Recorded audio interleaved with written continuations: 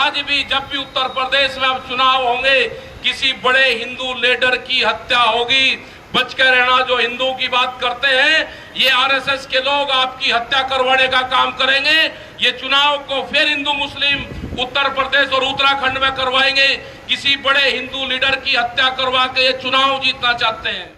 देश के प्रधानमंत्री ने कहा कि 2022 में आमदनी दुगनी हो जाएगी। ये बीजेपी के उनके सरकार और यहाँ के खट्टर ये भी अपने बोर्ड लगाए कि 2022 में आमदनी दुगनी हो जाएगी। देश के प्रधानमंत्री ने कहा, हम भी बोर्ड लगाएंगे कि देश के प्रधानमंत्री ने कहा कि आमदनी दुगनी होगी। 1 जनवरी से बिकने वाली हर फसल के रेट दुगने होंगे, देश के प्रधानमंत्री ने कहा।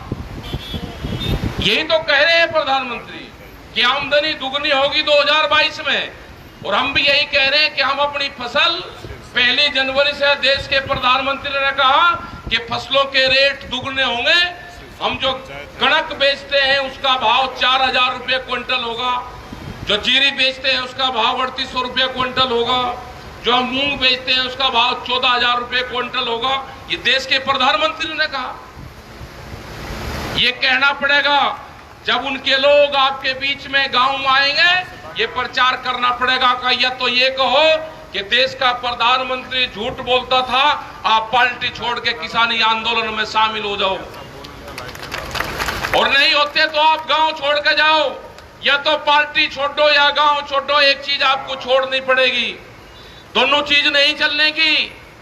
आप बनो गवर्नर सतपाल सिंह मलिक के जैसे बनो कि पार्टी में रहते हुए जितने भी किसानी आंदोलन के पक्ष में उन्होंने आवाज उठाई, आप बनो कि सतपाल सिंह मलिक ने कहा कि जो खट्टर ने ये आंदोलन पर लाठियां चलाई है, ये गलत करा है, उस अधिकारी के खिलाफ कार्रवाई करनी चाहिए, उस अधिकारी को सस्पेंड डिसमिस करना चाहिए।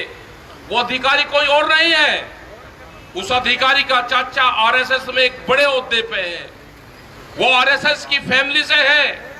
जो खट्टर है यहाँ का मुख्यमंत्री, वो भी आरएसएस की फैमिली से है। ये सरकारी तालिबान देश में घुस चुके हैं।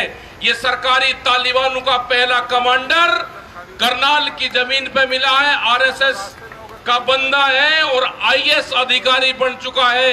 अगर हमको खालिस्तानी कहोगे तो हम आपको सरकारी तालिबानी कहेंगे।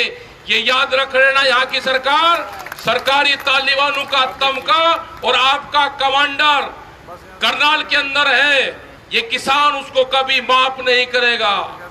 उनकी फैमिली, जिनका बच्चा वहां पर शहीद हुआ है, उनका परिवार तुम्हें कभी माफ नहीं करेगा। 302 का मुकदमा और सस्पेंड अगर सरकार ये भी नहीं करती तो उसकी पोस्टिंग करो झारखंड में, उसकी पोस्टिंग करो छत्तीसगढ़ में, नक्सली क्षेत्र में उसकी पोस्टिंग करो, वहां पर जरूरत है इसकी। परमानेंट लिख के दो भारत सरकार कि इसकी पोस्टिंग वहां पर कर जाती है। अगर आईएएस रहेगा तो ये वहां पर ड्यूटी करेगा। ऐसे खतरनाक आदमी की तो जरूरत वहां पे है। अपने आंदोलन को शांतिपूर्ण तरीके से हमारा आंदोलन चलेगा। भारत सरकार के अधिकारियों का ये कहना है कि इस आंदोलन को जब हटाया जाएगा तो इसमें से 1000 से 1500 लोग इस आंदोलन में मारे जाएंगे। मारे गए हैं, हमारे 650 लोग शहीद हुए हैं। क्या भारत सरकार जब ही मानेगी जब इस आंदोलन के 1500 लोग शहीद हो जाएंगे?